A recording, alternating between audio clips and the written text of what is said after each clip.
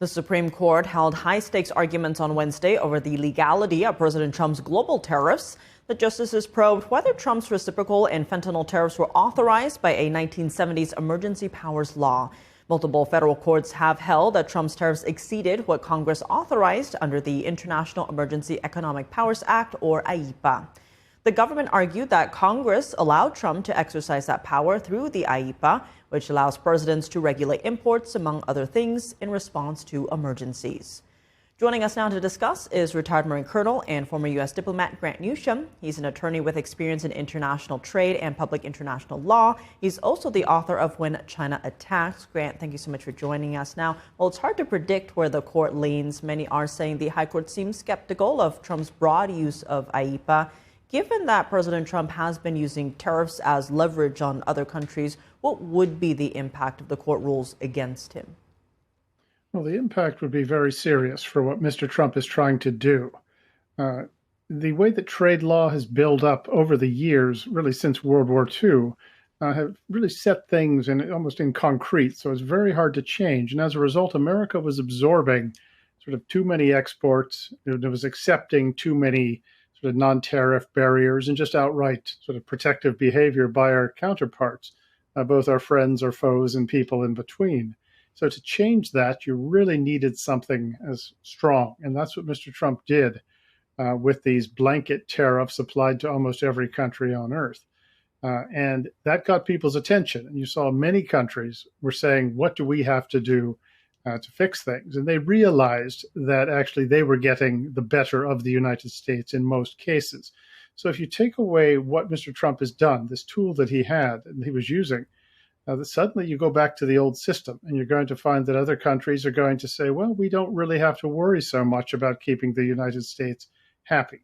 Mr. Trump will be hamstrung in his efforts to use this tool really to defend U.S. interests and to effectively force other countries to say, yeah, we haven't been playing in a particularly sort of fair game, and we'll make some changes. Now they can almost don't have to do that. And they can even say, well, give us our money back because tariffs were improperly imposed. That, of course, assumes that the Supreme Court rules against Mr. Trump's broad use of tariffs.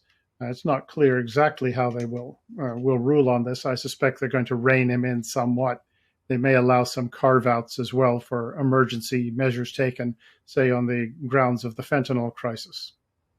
And speaking of money, what would be the impact on Americans if this is largely overturned, given that U.S. Customs data shows that American businesses have spent nearly $90 billion to cover the IEEPA tariffs? Well, I don't know that the financial effects are going to be all that difficult, all that big a deal.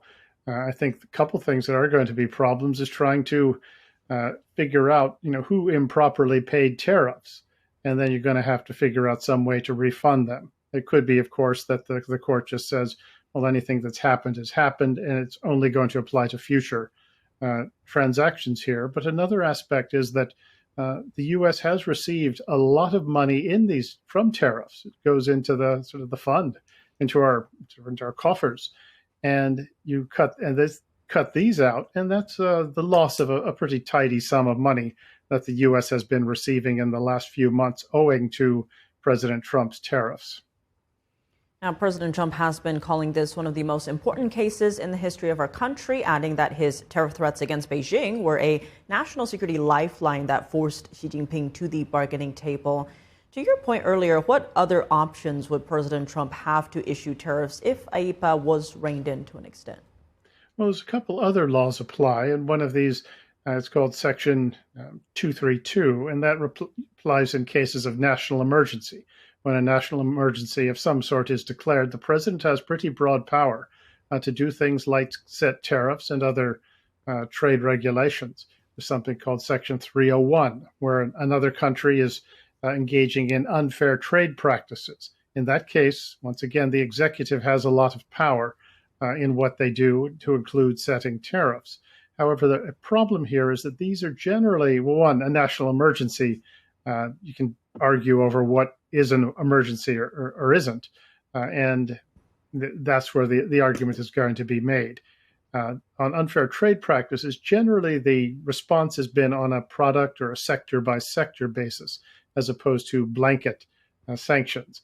But it is worth noting that Congress over the years has given the presidency a lot of power to handle trade policy, including tariffs, and even the Biden administration was pretty aggressive in using what it called the executive authority to set tariffs against things like Chinese electric vehicles, Chinese shipbuilding, for example. So this has been a tug of war for a long time as to whether Congress or the presidency has authority over trade. Congress has given the presidency a lot of power over it, and sometimes they try to pull it in, and sometimes they do that for political reasons. Whether or not there'd be as big a fuss being raised if a Democratic president had done what President Trump did, I have my doubts. But nonetheless, what President Trump has done has really had an effect. If you look at how other countries view the United States, their dealings with the United States, and not just on the trade front, but also on the sort of the political front, just nation to nation. And take this away, and I think you'd find President Trump would appear a bit diminished in the eyes of counterparties, I said both our friends and our enemies and people in between. Expanding on that, part of President Trump's deals to lower tariffs on other countries included investment or agreements in boosting American shipbuilding, like we saw with South Korea. Now, this actually comes as China just commissioned its third aircraft carrier, the Fujian. What kind of power projection capabilities does that give China in the region? Well, it expands them considerably.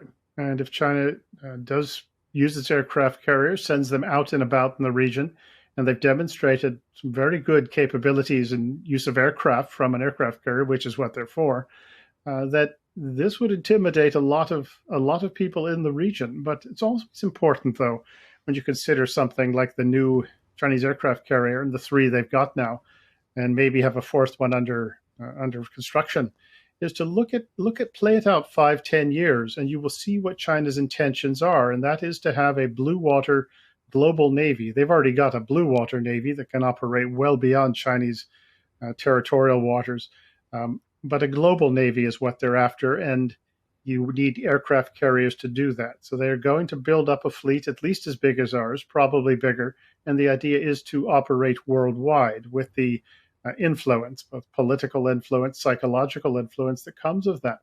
So just because they've only got 3 and we have 11 or so, doesn't mean that we should sort of rest. But China's intentions are, as I said, to build up a navy that can not just match ours, but that can defeat ours, and ultimately to be a global military, a global force, just like we are, and carriers are part of that. So it's always best to look out 5, 10, 15 years to see where the Chinese intend to be and whether or not they're going to get there. And if you look at what they've done over the last 20 years, one would do well not to deflate the threat and assume that they will never be a global military just like ours. Carriers are a part of that. Now, in terms of that psychological influence that you're speaking of, when it comes to the name Fujian, that is also the name of the province that's right across from Taiwan. Is this a message in terms of a potential Taiwan invasion? No, it's part of it. The Chinese have plenty of other hardware, ships, aircraft, ground forces, amphibious capabilities that they can deploy against Taiwan, use to intimidate. Aircraft carriers are just one piece of the puzzle. They'd be very useful, of course, in an all-out assault on Taiwan, but particularly it's worth considering that these are not just intended for Taiwan, but rather the entire region and ultimately the globe. But the carriers would be useful as part of the arsenal or the inventory that the People's Liberation Army has when it looks at how it is going to go after Taiwan, if it someday thinks it needs to sort of go kinetic, as the expression is used. Well, concerning indeed. Grant Newsham, as always, though, thank you so much for joining us. Well, thanks very much for having me.